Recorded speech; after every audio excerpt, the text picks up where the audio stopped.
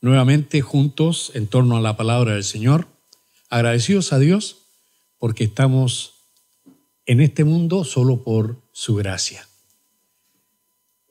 Algunos de los nuestros están volviendo de vacaciones, otros están pensando salir y algunos no saldrán.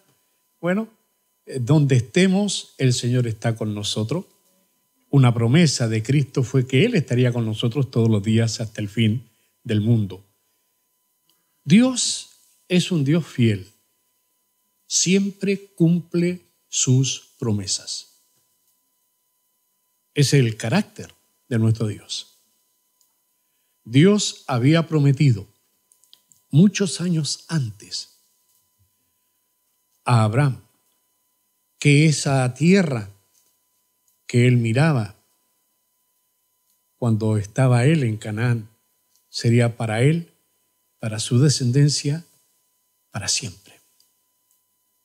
Y como Dios cumple sus promesas, aunque las vicisitudes de la vida habían llevado a Israel a ser esclavo en Egipto, como Dios cumple sus promesas, los sacó de la esclavitud.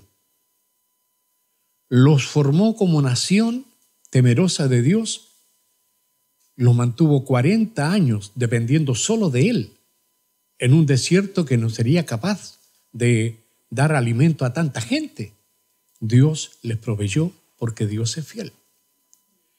En su fidelidad, ahora Dios los tiene frente al río Jordán, a un paso de cumplir la promesa de la conquista de la tierra prometida. Fiel es Dios. Hoy día vamos a ver algo acerca de este cruce del Jordán, vamos a ver la fe que había ya madurado en el pueblo de Israel, la santidad que Dios demandaba de ellos y los milagros que Dios hizo para introducirlos en la tierra que fluye leche y miel. En el mensaje anterior quedamos que los espías que había mandado Josué a la ciudad de Jericó volvieron después de haber conocido a una mujer que los protegió, Rahab, hablamos de ella también, y ahora ellos están rindiendo su informe, y era un informe muy positivo el que le dan a Josué. Eso lo vimos en Josué capítulo 2, versículo 24. Lo voy a repetir para que nos introduzcamos en nuestra mente, en nuestro corazón, en lo que es la temática de hoy. Y dijeron a Josué, estos dos espías, Jehová ha entregado toda la tierra en nuestras manos y también todos los moradores del país desmayan delante de nosotros. ¿Dónde estaba? ¿Dónde se entregó este informe? Dice la Biblia que es un lugar llamado Sitim. Generalmente nosotros leemos los lugares bíblicos y pasamos de largo, no los tomamos más en cuenta porque pareciera ser que no tienen mayor importancia. Pero ¿sabe? En la Biblia todo tiene importancia. Yo recuerdo hace tantos años atrás cuando estudiábamos, estábamos en el Instituto Bíblico, en el seminario, nos hicieron aprender geografía bíblica. Teníamos que aprender más de 150 lugares de memoria. Y teníamos que ser capaces de dibujar un mapa y ponerle nombre a los puntitos que ellos ponían en blanco. Y había que ponerle nombre y esa era la prueba final. Y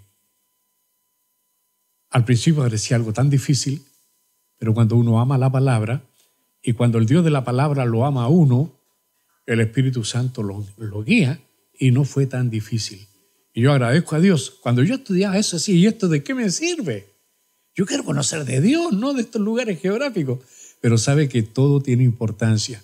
Y ahora me doy cuenta, cuando quiero expresar lo que Dios pone en mi corazón acerca de esta situación que enfrentaba el pueblo de Israel de romper la última barrera, cruzar el río para llegar a la tierra prometida. El último paso. ¿Por qué estaban en ese lugar, Sitim? ¿Y por qué la Biblia lo menciona tantas veces? ¿Por qué a cada rato decía que estaban en Sitim?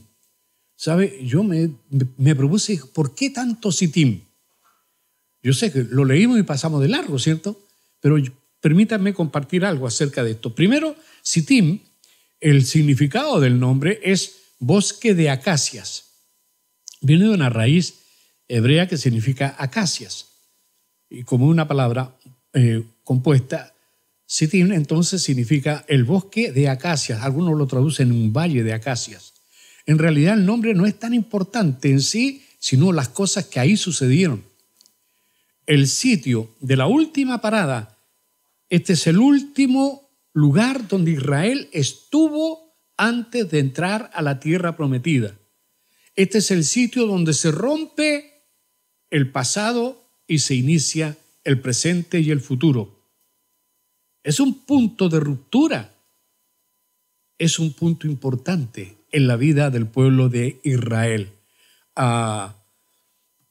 Si alguien quiere introducirse más en este tema, puede después, ahora no se me entusiasme, el número 25, por ejemplo, todo el capítulo 25 o número 33, leer acerca de lo que era este lugar. Para recordarle algunas cosas, en este lugar, en Sitim, un profeta llamado Balaam trató de maldecir a Israel en ese lugar y no pudo, porque Dios no permitió que alguien maldijese a su pueblo. En ese mismo lugar, como no pudo Balaam maldecir al pueblo, Balaam le indicó al rey Balac cómo seducir a los hombres de Israel. ¿Cómo lo hizo? ¿Por qué menciono esto, hermano? Porque recuerde, estamos entre el pasado y el futuro. Eso significa Sitim, el fin de una época y dejar eso, el comienzo de otra. Por eso es importante. En ese mismo lugar, este Balaam, como ya les dije, le indicó al rey Balac cómo hacer que Israel cayera en desgracia delante de Dios. ¿Cómo lo hizo? Número 25. Lo leo yo para que no lo busque. Moraba, dice, versículo 1 al 3, en Números, dice, moraba Israel en Sitim, otra vez, ¿ve? Moraba en ese lugar, y el pueblo empezó a fornicar con las hijas de Moab, las cuales invitaban al pueblo a los sacrificios de sus dioses, y el pueblo comió y se inclinó a sus dioses. Así acudió el pueblo a Baal Peor, y el furor de Jehová se encendió contra Israel. Nosotros leemos esto y decimos, ¿cómo fueron tan inmaduros estos israelitas que cayeron en esa tentación? Oiga, fíjese que no era una cosa como nosotros lo vemos desde la perspectiva histórica, desde aquí hacia atrás. En ese momento no parecía algo tan malo, porque el culto de estos pueblos era un culto a los dioses de la fertilidad y era parte de su dar culto y alabanza a sus dioses de la fertilidad, era parte esto de las relaciones íntimas, libres. Y claro, estos judíos, estos israelitas, cayeron fácilmente, los varones cayeron en ese pecado. Además era algo hacia los dioses, o sea que no era tan malo. ¿Cómo nos engaña el enemigo? Y cómo el enemigo usa las cosas que son fuertes en cuanto a tentación para hacernos caer.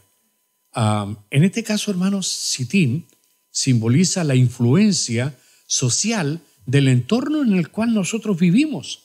Nosotros no estamos libres de Sitim, no estamos libres de la influencia de la cultura o del modelo de la sociedad. Una sociedad sin Dios. Ellos tienen su modelo de vida, su forma de vida. Lo triste es que en el día de hoy, aún nosotros como hijos de Dios que tenemos la luz del Evangelio, tenemos la guía del Espíritu Santo y el poder del Espíritu Santo, que todavía nosotros seamos engañados por el modelo cultural actual, me parece abominable. Y creo que Dios va a llamar a cuenta a cada uno de aquellos que se desvía de su camino, en el sentido de que seguro Dios no va a hacernos perder la salvación que se tiene, pero sí nos llama a cuenta y no estamos recibiendo toda la bendición. Dios no dejó de amar a su pueblo cuando cayeron en ese pecado, pero los castigó. Así es Dios. Y nosotros a veces esperamos que Dios nos bendiga y nos bendiga y nos bendiga, y nosotros estamos en maldición porque no estamos en su voluntad, porque estamos siguiendo el modelo de Sittim, estamos siguiendo el modelo de Balaam, estamos siguiendo el modelo del mundo. Hermano, el mundo pasa y sus deseos, pero el que hace la voluntad del Padre permanece para siempre. Así lo dijo Juan en su primera carta. Hermanos amados, ¿ve que Sittim es importante? Nos hace, digamos, nos encuadra a nosotros mismos, porque es fácil de aquí hacia atrás decir, mira lo que hicieron. Y miremos nosotros lo que estamos haciendo, hermano. Hoy día nosotros estamos aprobando leyes, dejamos que otros gobiernen nuestras vidas, tomando decisiones que de verdad contaminan al mundo y que para Dios son abominación. En este lugar, Sittim, Josué envió a los 2 espías. Lo vimos en Josué capítulo 2, versículo 1. De allí, de este lugar, Sittim, Israel partió para cruzar el Jordán, es decir, por la dirección del Espíritu de Dios. Dejaron Sittim. Hermano, esto está muy claro para nosotros. Debemos dejar Sittim, debemos dejar el modelo que el mundo ofrece. No podemos estar de acuerdo con el modelo de sociedad que el mundo se está dando. Un modelo que dejó a Dios de lado, un modelo que deja la Biblia de lado, un modelo que deja los preceptos, los conceptos morales de Dios de lado y crea sus propios conceptos. Y lo que Dios dijo que era bueno, el hombre está diciendo hoy que es malo. Y hay muchos cristianos que están a favor de eso y alguien dice, no, pastor, yo no estoy de acuerdo con eso. ¿Sí? Y cuando elegimos nuestras autoridades, ¿por quién votamos? ¿Por qué ganan los que tienen esas ideas? ¿No será que en el fondo estamos como de acuerdo, que nos estamos conformando con Sittim cuando tenemos un Jordán que pasar al otro lado y conquistar lo que Dios nos da? Hermanos amados, desde antes de la muerte de Moisés, los hebreos no se habían movido de Sittim. Pasaron harto tiempo en Sittim, pero ahora por primera vez, y esta es la ruptura con el pasado, por primera vez iban a levantarse bajo la dirección de un nuevo líder, Josué, para cruzar el Jordán. En este evento del cruce del Jordán se nota que el pueblo al fin había madurado. ¿Por qué? Porque respetaron al nuevo líder que Dios puso sobre ellos y la lealtad del pueblo hacia Dios y la obediencia hacia Dios quedaron definitivamente marcadas. Al fin fueron capaces de romper con el concepto del modelo antiguo. Al fin rompieron sus miedos, la mala influencia, y estaban dispuestos a enfrentarlo todo porque Dios estaba con ellos. Y ese, hermano, el mismo Dios de Israel, ¿acaso no es nuestro Padre? ¿Por qué nosotros no podemos vivir una vida tomados de su mano para enfrentar nuestros propios desafíos cada día? Volviendo al pasaje de Josué, capítulo 3, desde el versículo 1 en adelante, la distancia que había entre Sittim, el lugar donde estaban, y el río era más o menos unos 5 kilómetros. 4 a 5 kilómetros. ¿Ha caminado usted alguna vez 5 kilómetros? Sí, más de alguno habrá caminado. Yo cuando era más joven sí caminaba. Ahora yo ya no me atrevo a caminar tanto. A veces camino bastante. Cuando veo mi reloj después cuánto caminé en el día, hay veces que, a ver cuánto llevo, hoy día llevo 1.600 metros.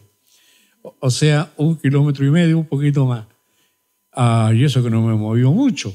Pero en general no nos damos cuenta, hermanos, caminamos bastante, sin querer. 5 kilómetros, yo recuerdo que era el camino, la distancia que había entre Coihueco y mi primera iglesia donde pastoreé, en la iglesia de Miraflores, allá en el campo, en Chillán, hacia la cordillera. De Coihueco a Miraflores habían 5 kilómetros.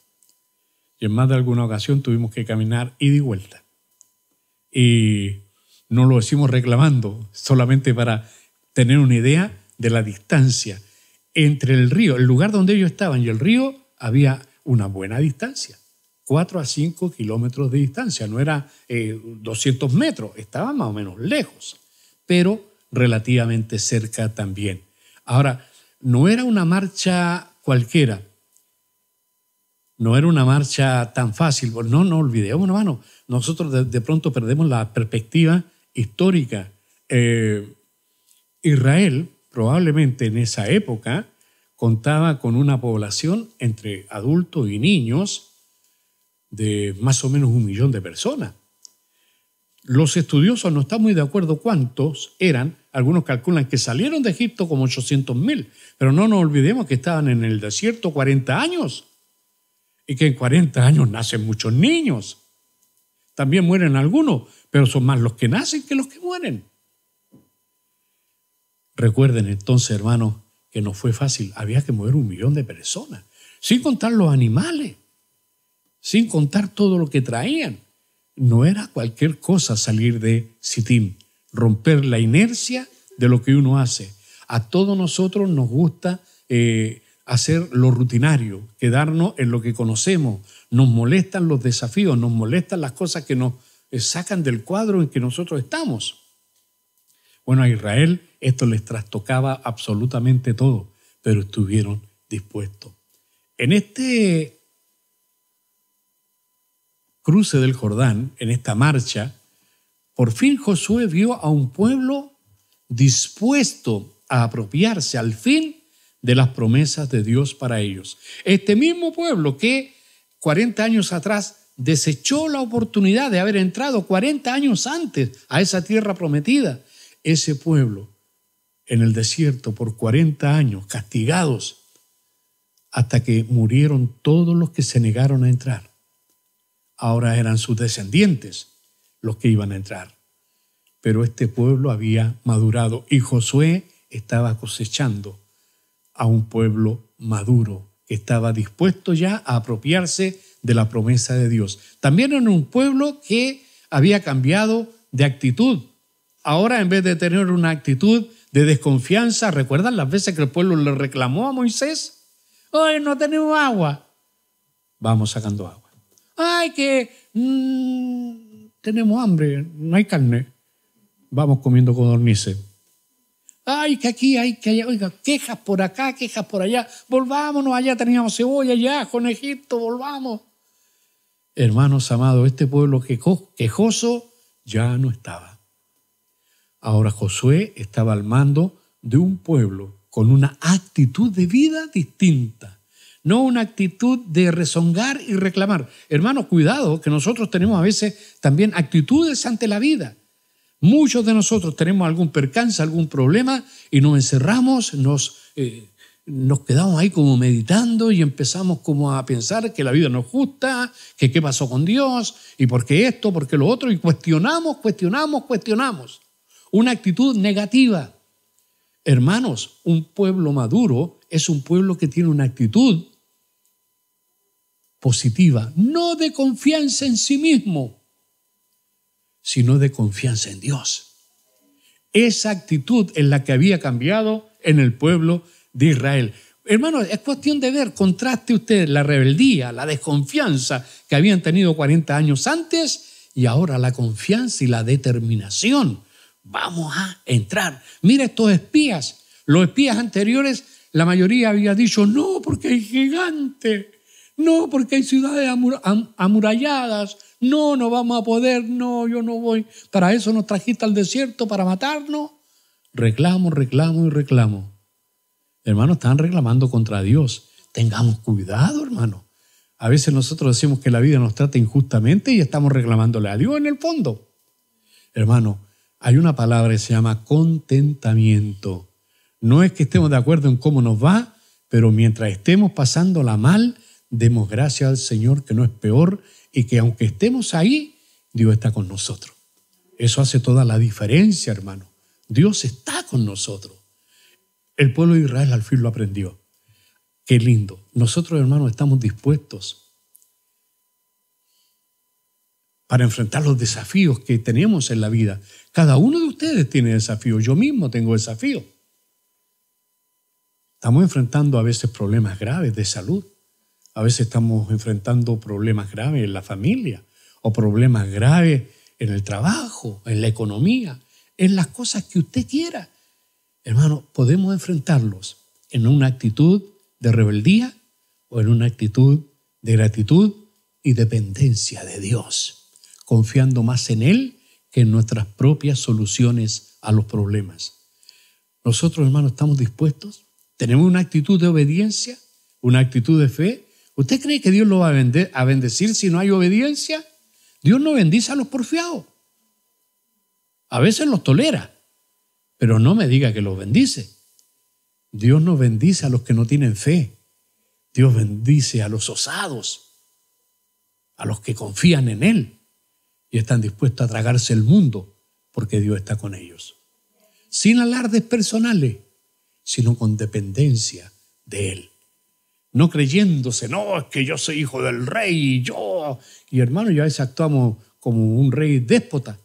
Y Dios no es déspota. Así que si somos hijos del rey, aprendamos del rey. Él era manso y humilde de corazón. Que no se nos olvide. Ahora, Josué empieza a ejercer su liderazgo. Hermano, yo me entusiasmo porque Josué es un líder, pero claro, Moisés había sido el tremendo líder. Pero Josué, oiga, que aprendió desde que era muchachito junto a Moisés. Caramba, que había aprendido cosas, Josué. Él aprendió a gobernar. Aquí otra vez está ejerciendo su liderazgo. ¿Cómo? Por medio de los oficiales. Los oficiales van y mandan al pueblo. ¿Y quién mandó a los oficiales? Josué. Bueno, ¿y quién mandó a Josué? Dios. Hermano, qué bendición es cuando los líderes son guiados por Dios y enseñan al pueblo no lo que ellos piensan, no lo que ellos creen, sino lo que Dios dice. Cuánta falta le hace al pueblo de Dios. No tanta ilustración personal, no tanta cosa yoísta que a veces tienen los predicadores, sino que el predicador se haga a un lado y que muestre la palabra, que muestre a Dios, porque eso es lo que vale.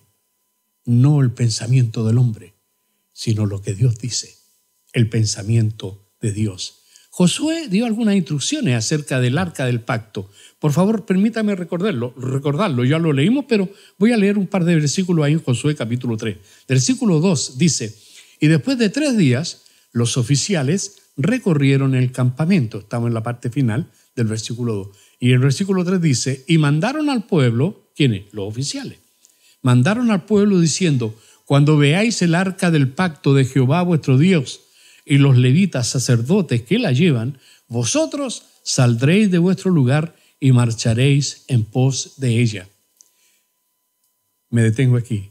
¿Sabe cuando ellos dieron esa instrucción? Nadie se quejó. Ay, pero si estamos bien, este bosque de acacia está requete bueno, estamos cerca del río, ¿para qué nos vamos a esforzar más? Estamos bien aquí. No, Señor. Estuvieron dispuestos a dejar la comodidad de la vida rutinaria porque estuvieron harto tiempo en Sittim, así que ellos ya estaban acostumbrados a estar ahí, pero ahora tenían que romperlo todo y tenían que salir de ese lugar y marchar en pos del arca. ¿Por qué en pos del arca? El arca era un símbolo, ya me voy a meter más ahí acerca de ese tema. Versículo 4, sigo, Josué 3:4, a fin de que sepáis, por eso Dios lo va guiando, esa es lo que está simbolizando el arca en ese momento, a fin de que sepáis el camino por donde habéis de ir, por cuanto vosotros no habéis pasado antes de ahora por este camino. Pero entre vosotros y ella haya distancia como de 2000 codos, no os acercaréis a ella. Hermanos queridos, ¿quién guía tu vida? Aquí al pueblo de Israel, para una decisión difícil, para quebrar con su pasado y entrar a su futuro, había una dirección, había algo que iba marcando el camino. porque ellos nunca habían caminado ese camino. Hermano, usted y yo no sabemos qué cosas tiene el hoy y el mañana, no lo sabemos. Él sí. Usted y yo también tenemos un arca. El arca es el Espíritu de Dios. El Espíritu Santo nos guía. Eso dijo el Señor, que Él nos guiaría a toda verdad. Así que, hermano, ¿por qué no preguntarle más al Espíritu? ¿Por qué no preguntarle más a Dios? Señor, ¿qué quieres que hagamos? Señor, ¿qué haremos? A veces vamos y tomamos decisiones por nuestra propia cuenta y después estamos amargados diciendo, ay, Señor, ¿por qué me pasa esto? Y nunca le hemos preguntado a Dios cuál era su voluntad. Bueno, aquí no había problema, había que seguir el arca. No había. Si usted se iba para otro lado, estaba perdiendo la bendición. Ay, hermanas, cuántas bendiciones, hermanos amados, hemos perdido por seguir nuestros propios caminos y no el camino que el Señor nos marca. El arca del pacto, según vemos en este pasaje, debía ser llevada por los sacerdotes, por los levitas. Bueno, los sacerdotes necesariamente eran levitas. El pueblo debía mantener una distancia de 2000 codos, para ponerlo en castellano nuestro, más o menos unos 900 a 1000 metros. Bastante distancia también, no tan cerquita. Unas 10 cuadras de distancia, un poco menos, pero más o menos. Esa era la distancia que tenían que tener. Allá va el arca y nosotros acá atrás. Es importante que el pueblo de Israel obedeciera este mandato y ellos lo hicieron. ¿Sabe por qué marcaba esto el Señor? Porque mostraba que el arca, donde estaba su presencia, era el símbolo de la presencia de Dios. El arca era santa, y solamente aquellos que habían sido llamados para ese servicio podían mover el arca. Hay varios ejemplos que usted puede buscar en la Biblia de qué pasa cuando se desobedece a Dios en esto. Este espacio era para que el arca, además no era solamente para que guardemos la distancia porque Dios es santo, eso era una de las cosas, pero la otra era también para que el arca fuera visible para todos. Porque si alguien va muy cerca del objeto, si usted está muy cerca, los que vienen atrás no lo ven. Pero mientras más lejos estamos, aunque se vea más chiquitito adelante, más gente tiene oportunidad de verlo. Y eso era lo que Dios quería, para que el arca pudiera ser visible desde todas partes del campamento y ser reconocida como la guía del Señor para todo el pueblo. A propósito de arca, ¿qué contenía el arca? ¿Lo recuerdan? Bueno, entre algunas cosas tenía la vara de Aarón. ¿Por qué la vara de Aarón estaría dentro del arca? Bueno, no nos olvidemos, hermano. Uno de los varios instrumentos de los cuales Dios se ha valido para realizar su milagro entre los hombres fue la vara de Aarón. Era una vara de madera completamente normal, un palo realmente. Fue usado primeramente por Dios para demostrar su autoridad. La autoridad de Moisés, la autoridad de Aarón. ¿Recuerdan con el faraón los milagros que hizo la vara para también demostrar la superioridad del Dios de los hebreos por sobre los dioses egipcios? Porque eso fueron las 10 plagas de Egipto en realidad. Una prueba de que Dios es mayor que todos los dioses de los países gentiles. Ahora, esta vara, la vara de Aarón, hizo milagros en Egipto y nuevamente para mostrar también el poder de Dios. Recuerdan, para sacar agua, el poder de Dios para marcar el camino. Y en una de las ocasiones también cuando se puso en duda la autoridad de Aarón, Coré puso en duda la autoridad de Aarón. Tomaron todas las varas, pusieron la vara de Aarón también, y la única que reverdeció fue la vara de Aarón. Un palo común y corriente, hermano. Dios usa lo común y lo corriente y lo transforma en algo extraordinario cuando eso está en sus manos para su servicio. Hermano, nosotros somos mejor que un palo. Dios también puede usarnos a nosotros. También puede usarnos si estamos dispuestos a estar en sus manos. Pero eso es lo que está dentro del arca. Recordemos esto. Primera carta del apóstol Pedro, en el capítulo 2, versículo 9. Mira lo que dice el Señor. En cuanto a esto, la vara de Aarón demostró que Aarón era uno llamado por Dios y no otro. Y por eso Coré y su familia también fueron castigados. Dice el versículo 9 de primera carta de Pedro, capítulo 2, dice: mas vosotros sois linaje escogido, real sacerdocio, nación santa, pueblo adquirido por Dios, para que anunciéis las virtudes de aquel que os llamó de las tinieblas a su luz admirable. Hermano, así como esa vara que estaba en el arca fue de bendición, así también usted y yo somos de bendición. De hecho, Dios está recordando que esta vara autenticó el llamado de Dios de Aarón para servicio sacerdotal.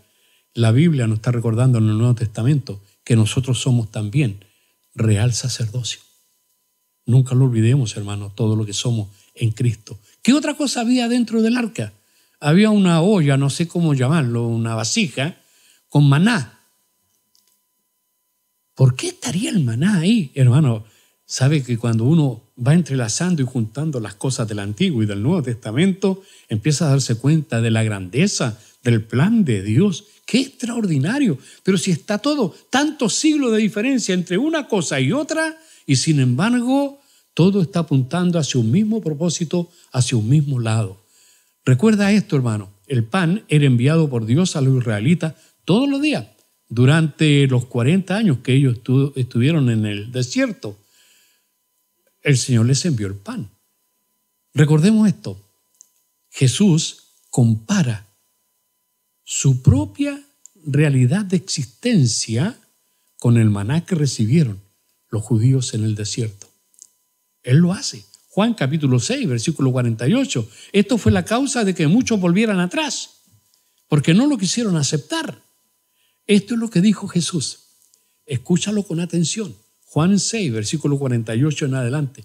Jesús dijo: yo soy el pan de vida. Voy a hacer como la tía de los niños. Repitamos el versículo. Yo soy el pan de vida. Muy bien. Juan capítulo 6, versículo 48. Muy bien. No estoy imitando. Yo me alegro de ver el esfuerzo que hacen nuestros maestros para enseñar a nuestros niños. Pero hermanos queridos, esta es palabra de Jesús. Yo soy el pan de vida. Mira lo que añade después de eso. Versículo 49. Vuestros padres comieron el maná en el desierto y murieron. Ese pan los alimentó por el tiempo que estaban vivos, pero después morían. No les daba vida eterna ese pan. Mira lo que dice ahora Jesús, versículo 50. Este es el pan que desciende del cielo, para que el que de él come no muera.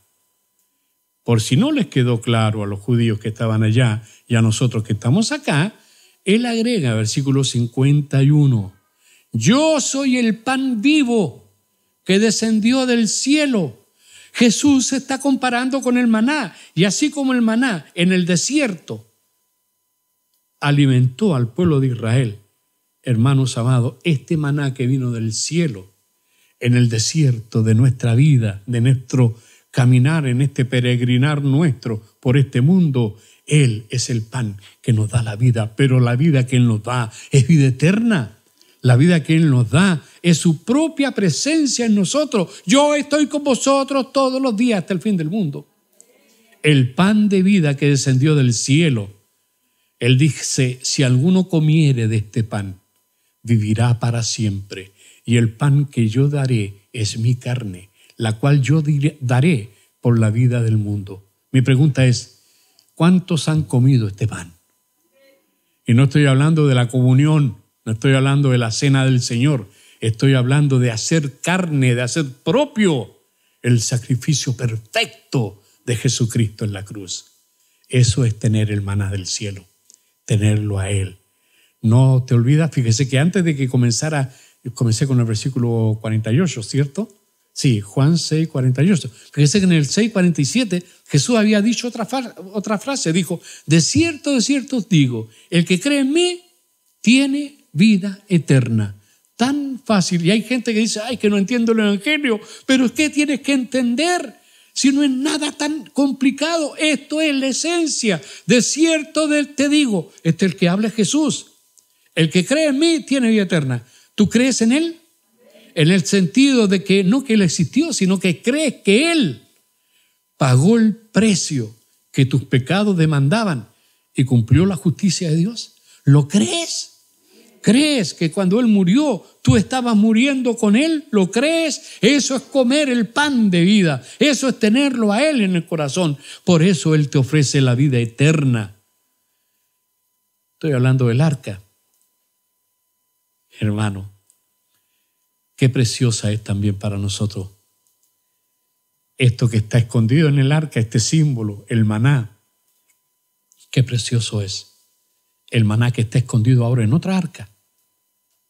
Porque este cuerpo, ese cuerpo, tu cuerpo, mi cuerpo, ahora también es templo del Espíritu Santo. Así como el arca era la esencia donde estaba la presencia de Dios, el Espíritu de Dios mora en ti.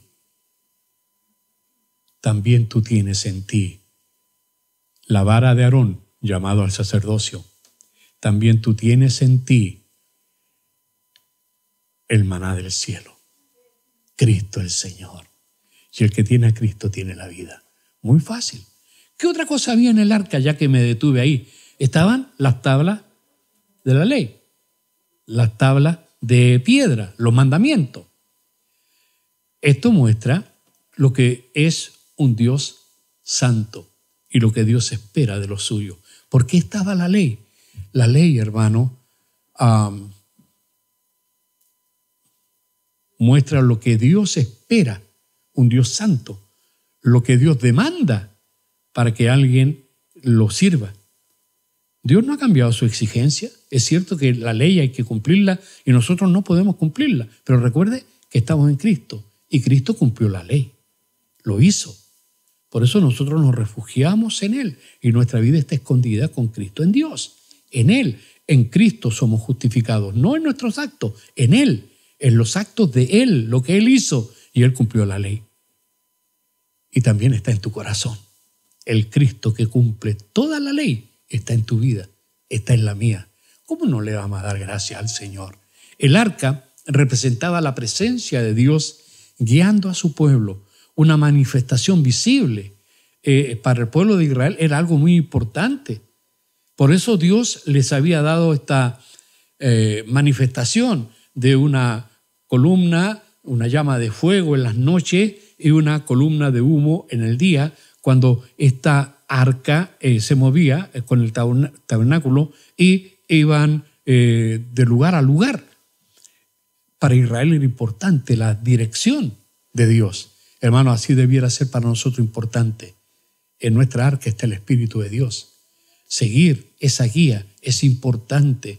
No hagas nada sin preguntarle. Y todo lo que hacéis, hacerlo en el nombre del Señor.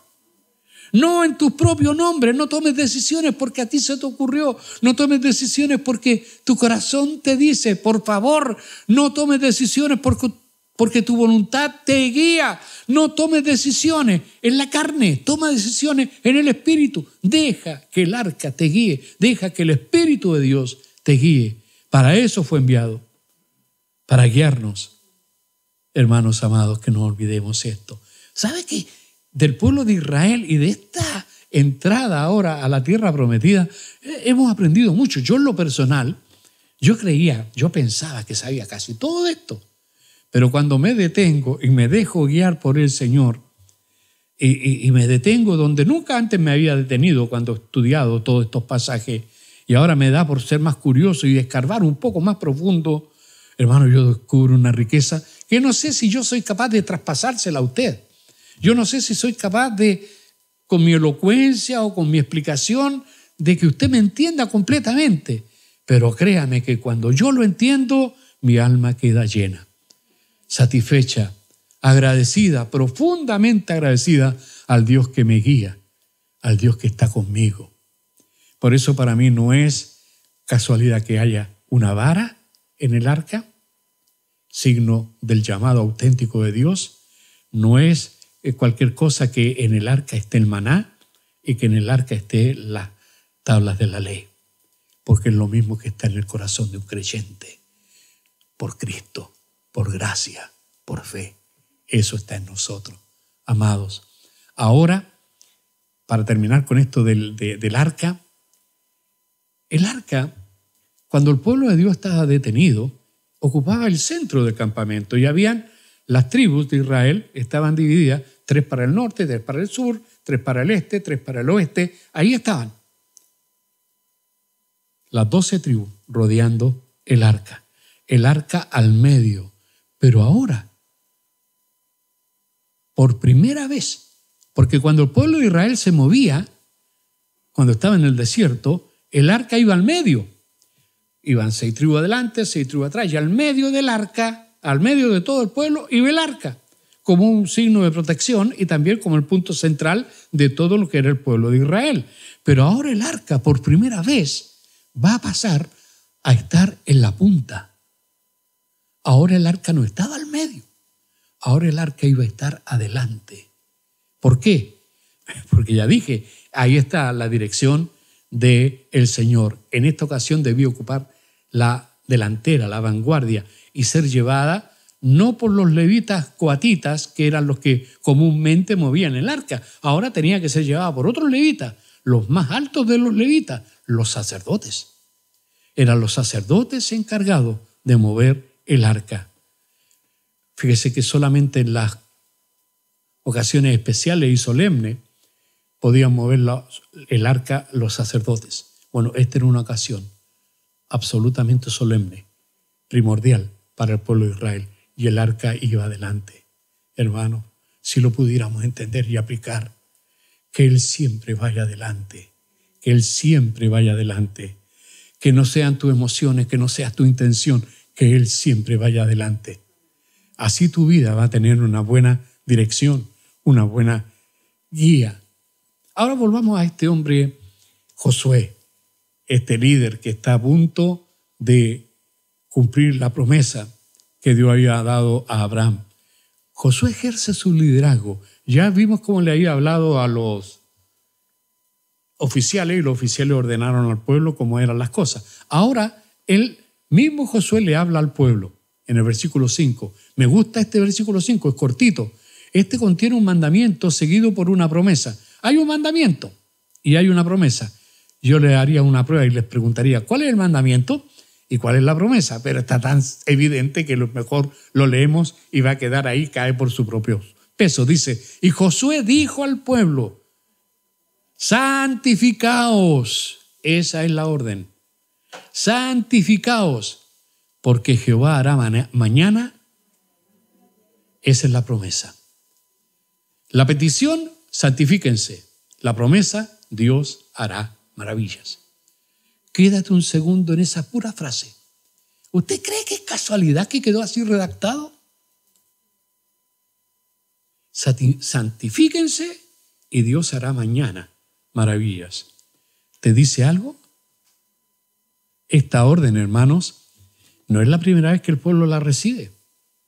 Es muy parecida a esta orden que Dios está dando aquí a través de Josué para el pueblo. ¿Recuerdan cuando ellos recibieron algo muy importante también, la ley? Y vieron la manifestación de Dios en el monte Sinaí, ¿lo recuerdan? Éxodo 19, versículo 10, dice, y Jehová dijo a Moisés, ve al pueblo y santifícalos hoy y mañana, y laven sus vestidos, versículo 11, y estén preparados para el día tercero, porque al tercer día Jehová descenderá a ojos de todo el pueblo sobre el monte de Sinaí. Santifíquense y verán maravillas. Vieron la gloria de Dios sobre ese monte. De lejito, pero la vieron. ¿Pero qué tuvieron que hacer antes? Santificarse. Y fíjese que esta santificación fue en todo sentido. El Señor los quería limpiecitos. No solamente lavaditos, sino que tuvieron que limpiar sus vestidos. O sea, estar impecables. Y verían la gloria de Dios. Es un símbolo de lo que Dios espera de nosotros, la santidad. Josué capítulo 3, versículo 5, como ya mencioné, santificaos porque Jehová hará mañana maravillas. ¿Cuál es la relación me surge esta pregunta, ¿cuál es la relación que habría entonces entre consagración, santificación y experimentar las maravillas de Dios? ¿Hay alguna relación? Sí la hay. En el Nuevo Testamento, ahora el apóstol Pablo, cuando le escribe en la segunda carta a Timoteo, en el capítulo 2, versículo 21, nos muestra alguna luz sobre esto, aclarando esto. Dice, si alguno se limpia, se santifica. Si alguno se limpia de estas cosas, será instrumento para honra, santificado, útil al Señor y dispuesto para toda buena obra. ¿Cuántos quieren eso? Parece que no escucharon. ¿Cuántos quieren eso? Sí. Pero para esto, hermanos, hay que limpiarse. Para ser instrumento de honra, santificado, útil y dispuesto para las obras que Dios quiere para nosotros. Parece que Josué le llamó a una santificación personal. No así en general, no. Hoy vayan, santifíquense. No, sino que tómenlo en serio, santifíquense, prepárense, laven su ropa, lávense ustedes, estén preparados, vean su vida como están delante de Dios, dejen de hacer lo malo, prepárense, porque Dios hará maravillas. Esto indicaba para Israel algo exterior, obviamente, lavar su ropa, quizás confesar pecado, arreglar situaciones, dejar de hacer cosas malas. Ahora, hermanos, para nosotros que somos partícipes de este nuevo pacto, también significa un apartarnos en forma consciente del mal. A veces, hermanos, pololeamos, jugamos con el mal. A veces elucubramos con el mal. Tenemos pensamientos que no son correctos. Hermanos amados, esto de santificarse para ver maravillas, es decir, para ver la mano de Dios obrando, hermano, no es cualquier cosa. A veces nosotros queremos que Dios nos dé, y cuando Él nos dice, a mí dame una vida santificada, nos negamos. Hermano, Dios no actúa así. Dios quiere que vivamos de acuerdo a su voluntad y a su propósito. Así que a nosotros, que somos parte de un nuevo pacto, un pacto en la sangre del Cordero, nosotros debemos apartarnos de todo mal y aplicar por fe lo que es nuestra propia posición en Cristo, ponernos en el lugar que corresponde. Mira, Hebreos capítulo 9, versículo 13. Así dice la palabra, voy a leer el 13 y el 14 también de Hebreos. Dice, porque si la sangre de los toros y de los machos cabríos y las cenizas de la becerra rociadas a los inmundos santifican para la purificación de la carne, si eso hace esto, que son del rito de la ley, dice el versículo 14, la comparación, ¿cuánto más la sangre de Cristo, el cual mediante el Espíritu eterno se ofreció a sí mismo sin mancha a Dios, limpiará vuestras conciencias de obras muertas para que sirváis al Dios vivo? Hermanos, ¿lo entiendes? Mira el privilegio que usted tiene. El pueblo de Israel lavaba sus ropas con agüita. Tú lavas tu vida en la sangre del Cordero. Confiesas tus pecados y Él es fiel y justo para perdonarte y limpiarte de toda maldad. Y entonces limpia tu conciencia de todas las obras muertas y podrás servir al Dios vivo. Santifícate y verás maravillas. Bueno, Josué sigue ejerciendo su ministerio. Le había dado esta orden al pueblo en versículo 5. Ahora ordena a los sacerdotes. Seguimos con las órdenes a los sacerdotes. Fíjate que este líder, un líder civil, no era sacerdote, era un líder de gobierno, estaba por sobre los sacerdotes en este aspecto. Y Josué le da las instrucciones. Dice el versículo 6, y habló Josué a los sacerdotes diciendo, tomad el arca del pacto y pasad delante del pueblo. ¿Y qué hicieron los sacerdotes? Y ellos tomaron el arca del pacto y fueron delante del pueblo. ¿Por qué no se quedaron diciendo, oiga, no, un momentito, Josué, usted, oiga, pastelero a sus pasteles, pues, oiga. Nosotros sabremos lo que hemos de hacer, nosotros somos sacerdotes del Dios Altísimo. Usted, gobernador, aquí no va, pues. Ellos obedecieron. Hermanos amados, qué triste es cuando en una época en la historia del hombre la iglesia quiso mandar a los gobernantes. Nunca estuvo eso en el plan de Dios. Nunca. El único que tiene poder para mandar a todo gobernante es el que tiene el título Melech Mahai, el Rey de Reyes, el Señor Jesucristo. Y algún día reinará sobre todo pueblo, lengua y nación. Y ese día viene pronto. Sí, ven Señor Jesús. Eso es lo que esperamos. Hermanos, este Dios viviente está en medio de vosotros. Eso es lo que vemos ahora desde el versículo 7 en adelante. Josué capítulo 3, versículo 7, hasta el 13 está más o menos esta idea, pero voy a leer el 7 primeramente. Dice, entonces Jehová dijo a Josué, fíjese, Josué era el que mandaba. Josué mandó a los, este es el orden que hemos recibido, que está en el mismo texto que leímos. Josué le da órdenes a los oficiales, luego le da orden al pueblo, luego le da órdenes a los sacerdotes, pero ahora es Dios el que habla y Dios habla con el líder. Entonces Jehová dijo a Josué, desde este día comenzaré a engrandecerte delante de los ojos de todo Israel, para que entiendan que como estuve con Moisés, así estaré contigo. Ese es el respaldo del siervo. Y Dios quería que su siervo Josué lo tuviera claro. Yo te voy a engrandecer. Hermano, y usted ve, Josué nunca dejó de ser un hombre humilde. Nunca se mandó las partes. Nunca dijo, no, ya estoy en autoridad y reclamó su autoridad. No, simplemente él con el ejemplo. Llegó un momento al final casi de este libro, cuando él llega a decirle al pueblo, ustedes elijan a quién van a servir, pero yo y mi casa serviremos a Jehová. ¿Recuerdan? Él no impuso nada, porque Dios lo engrandeció. Qué triste el líder que busca su propia gloria, que es la gente que le rinde como pleitesía. Hermano, el que engrandece a un siervo es Dios, no el propio siervo. Con cuidado ahí. Ahora, vemos que Dios iba a exaltar a Josué, no para que se vanagloriara, sino para que Israel supiera que Jehová estaba con él, así como había estado con Moisés. Ahora quería que Josué fuera reconocido como un líder espiritual sobre Israel. Pero sobre Josué, el pueblo sabía que estaba Jehová de los ejércitos. No nos olvidemos, hermanos, también esto, que solo Cristo es superior a Moisés. Josué no fue superior a Moisés, pero Dios estuvo con él como estuvo con Moisés. En el versículo 8 vemos a Jehová dando instrucciones a Josué que parecen ser extrañas. Ya no me voy a quedar detenido en todos los versículos porque me doy cuenta que el tiempo pasa mucho.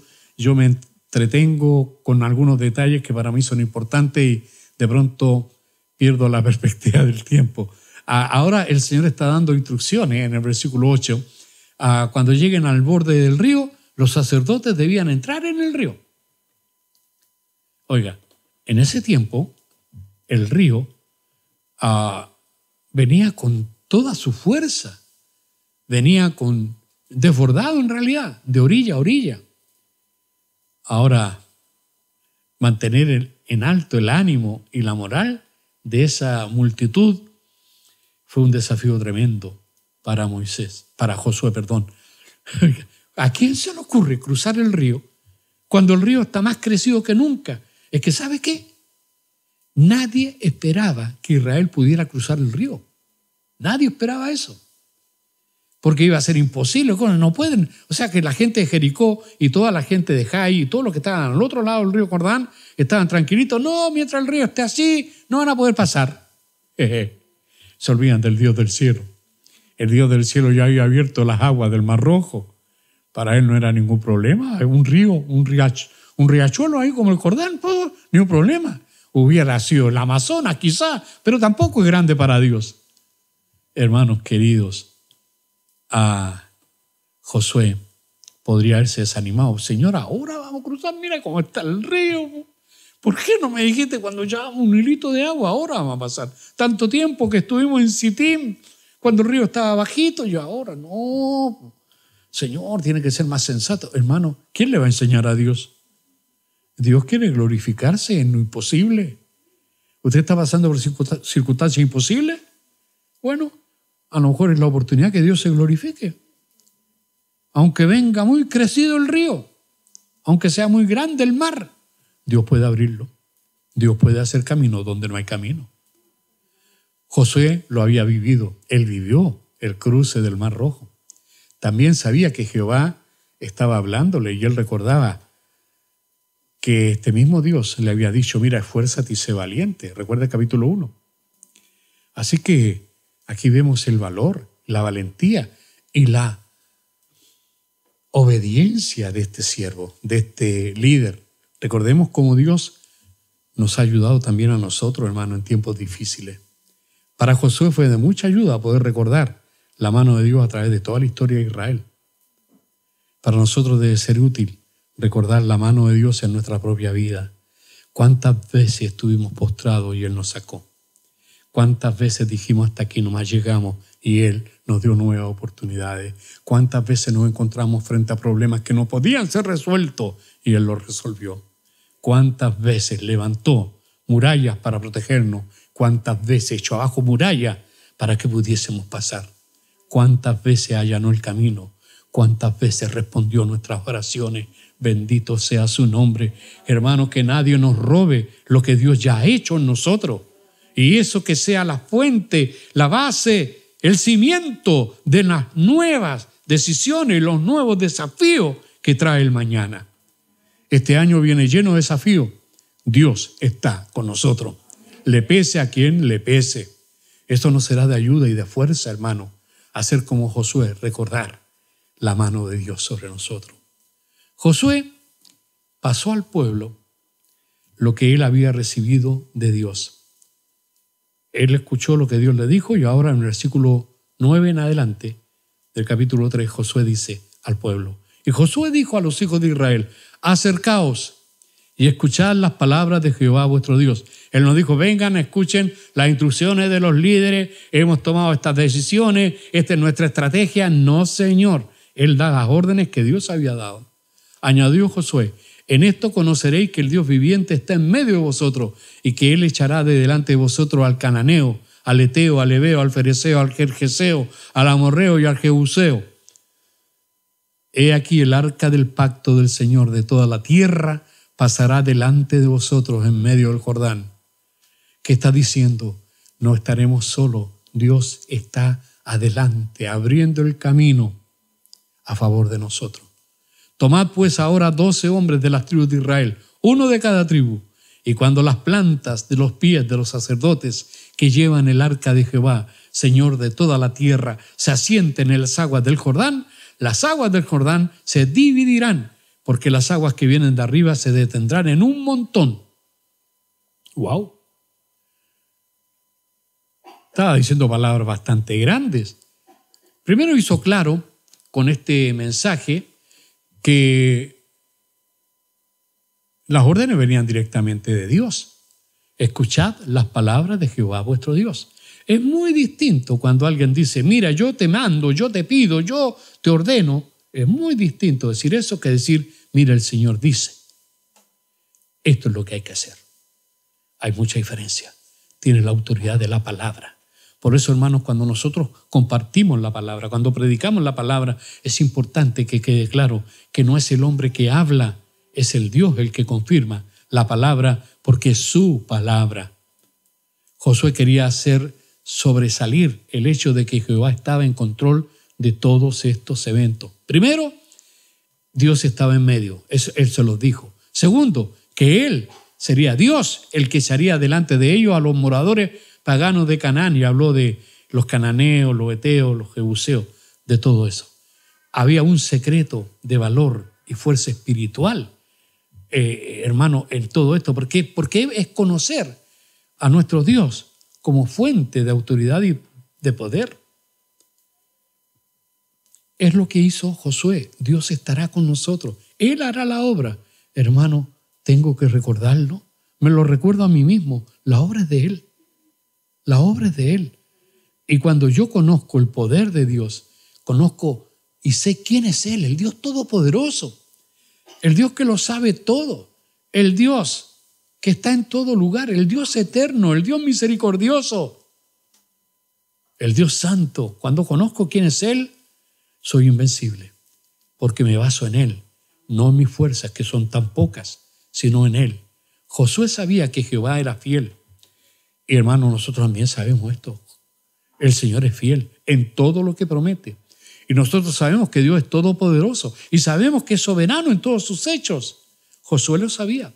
Nosotros también lo sabemos. Mi pregunta es, ¿cuál es tu concepto de Dios? A veces achicamos a Dios, Diosecito, nuestro Diosito. Dios es Diosazo. Es súper. Es Dios. Hermanos, los chilenos tenemos la costumbre de achicar las cosas. En vez de decir, deme una taza de té, me da un tecito, un cafecito, un asadito. Ay, me dio hambre. No, hermanos amados, a Dios no hay que disminuirlo, hay que engrandecerlo. Y eso es eso nos da fuerza y hace crecer nuestra fe en todo el mundo espiritual, en nuestra propia existencia. Josué siguió dando instrucciones específicas al pueblo, versículo 11 al 13. El arca del pacto iba a pasar primero el río. Recordemos que el arca representaba la presencia visible de Dios. Sería Dios el que iba a dividir las aguas, no los sacerdotes. Era Dios el que iba a hacer este milagro. En el versículo 13 vemos otro ejemplo de cómo la fe tiene que ir acompañada también por acción. El arca tendría que entrar en el río, como ya hemos dicho, pero los sacerdotes tendrían que llevarlo. Si ellos creían en el mensaje de Jehová, por medio de Josué, ellos tendrían que entrar en el río también. Hermanos, recordemos, el río venía desbordado. Y las aguas no se detuvieron cuando pusieron los pies los primeros. Se detuvieron cuando los últimos que traían el arca pusieron los pies en el agua. Yo me imagino el susto de los que iban adelante. Ellos fueron los primeros y miraron y el agua sigue corriendo. Un paso más y dieron otro paso. Y después otro y hasta que estaban todos con los piececitos en el agua. De ahí viene esta frase que mal entendía por ahí. Hay que meter las patitas al agua o los pies al agua. Algunos usan otra palabra en vez de pie. Pero hermanos queridos, esto es mojarse los pies, mojarse las patitas, decimos nosotros. Es decir, es correr el riesgo por fe. Los sacerdotes lo hicieron. Hermanos, usted y yo obedecemos al Señor y empezamos a actuar por fe, esperando que Él obre. ¿No hay aquí también una enseñanza? La prueba de fe para los sacerdotes era hacer lo que Dios por medio de Josué les había mandado. Tenían que mojarse los pies. Hermano, también nosotros tenemos que tener fe y hacer lo que Dios nos manda cuando queremos ver su mano obrando. En realidad pasaron el río en seco. Ahora ya vamos al final, versículo 14 en adelante. En este pasaje, porque es que es un pasaje clave, incluye el cruce del río Jordán y la entrada al fin de Israel a la tierra prometida, como un pueblo maduro, un pueblo ahora organizado. Dios dijo que esto iba a ser y fue así. Cuando los pies de los sacerdotes que llevaban el arca tocaron la orilla del río, las aguas de arriba se detuvieron en un montón. Así dice el versículo 16. La gran multitud de más de 1 millón de personas, con su animal y todo, pasó en seco. No iban a ser un ratito, hermano, no fueron 5 minutos. Me imagino que deben estar aburridos los sacerdotes ahí esperando que pasara hasta el último. Imagínense un perro desobediente que se quedó atrás. Venga, pero moviendo la cola ahí. No, esto son imaginaciones mías nomás, son locuras mías. Pero hermano, pasó el último. Y entonces los sacerdotes pasaron también. Y el río volvió a correr. ¿Qué significaba eso? Que ya no podían volver atrás. Nosotros tenemos un corito que dice, no vuelvo atrás, no vuelvo atrás. Hermano, es que si tú ya pasaste, no puedes volver atrás. El que cruzó el Jordán ya lo cruzó. El que tiene a Cristo ya lo tiene y para siempre. No puedes volver atrás y no queremos tampoco. Porque ¿a dónde vamos a ir? Si no es a Cristo. Con Él nos quedamos. Elegimos a Cristo y Él nos eligió a nosotros antes. Así que, hermano, estamos bien. Ya cruzamos el Jordán. Es un tremendo milagro el que Dios hizo. Ahora usted tiene que notar que, aunque Jehová fue el autor del milagro, la obediencia de Josué, la obediencia de los sacerdotes, la fe, la valentía y la obediencia del pueblo completaron este milagro. Porque ellos obedecieron, porque ellos tuvieron fe, Dios detuvo el Jordán y pasaron en seco. ¿Aprendemos algo de eso? Hermano, si tenemos fe, si tenemos obediencia, Dios puede detener el Jordán. Dios puede parar la circunstancia. Dios puede cambiar la circunstancia. Y lo que hoy día parece destrucción, lo que hoy día parece muerte, lo que hoy día parece imposible, Dios lo puede hacer posible porque sigue siendo Dios. Todopoderoso. Bendito es su nombre. Hermanos amados, todos hicieron su parte para cumplir el mismo fin. El pueblo obedeció, el pueblo fue valiente, el pueblo tuvo fe, los sacerdotes también, Josué también, y Dios hizo su parte. Detuvo el río. Pasaron en seco. Hermano, quiero terminar. El cruzar el río Jordán, el entrar en la tierra prometida, es uno de los puntos culminantes en la historia del pueblo de Israel. Dios mostró que era fiel a su palabra y que su poder milagroso estaba a favor de su pueblo. Y ese poder actuaba según la necesidad de su pueblo. Hermano, en el día de hoy es igual. Dios quiere demostrar que está a favor de sus hijos y que actúa a favor de nosotros aún en las peores circunstancias. En cualquier necesidad, Él está con nosotros. Es lo que dice esta palabra. Derivamos esta enseñanza y la confirmamos por lo que dice el Nuevo Testamento. El pueblo había sido bien preparado por Moisés y después guiado muy bien también por Josué. Estaban listos para la conquista, para tomar posesión de la tierra prometida. Su secreto, el mismo secreto para nosotros. Santificaos, porque Jehová hará mañana maravillas entre vosotros.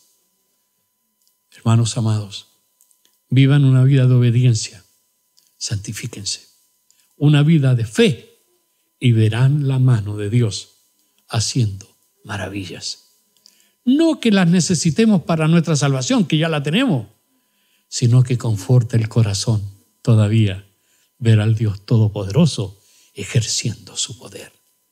Que Dios nos permita ser obedientes, santificarnos, obedecer y veremos la mano del Señor. Padre, te ruego en el nombre de Jesús que de alguna manera esta palabra tuya tenga, Señor, cabida en el corazón y que seamos hacedores de ella y no solamente oidores, y que seamos hombres y mujeres de fe, capaces de obedecer y santificarse para ver tu mano obrando. Hay tanta necesidad, Señor, no solo por nosotros, en otros. Hay gente que nos pide orar, Padre, y si lo hacemos sin fe y si lo hacemos sin vidas que te honren, Padre, queremos honrar tu nombre. Danos la oportunidad de servirte en obediencia, en fe, en mansedumbre, para ver tu mano obrando. Que así sea. Queremos verlo en nuestros días, Señor. Te adoramos. Tú eres el Dios de Israel. Tú eres nuestro Padre. Tú eres nuestro Señor. En ti confiamos y esperamos y queremos ver maravillas en el día de mañana. Lo pedimos en el nombre de Jesucristo el Señor. Amén. Amén y amén. Santificaos, porque Jehová hará mañana maravillas entre nosotros. Amén.